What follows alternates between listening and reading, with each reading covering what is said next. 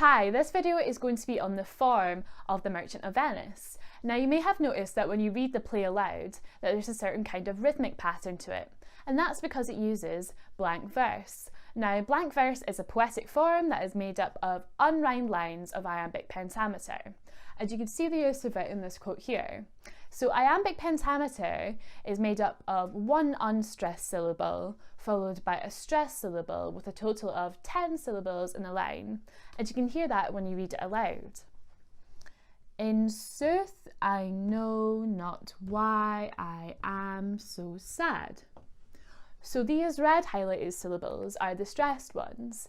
Now Shakespeare uses this form a lot in the play, but he also uses prose, and this is often used to distinguish between the higher and the lower class characters in the play. So often the higher class characters will be the ones using blank verse and the lower class characters will be using prose.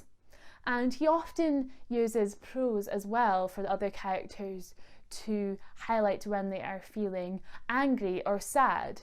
So their transition from blank verse, which is a metered form, to prose, which doesn't have a specific rhythm to it, really highlights that transition for them.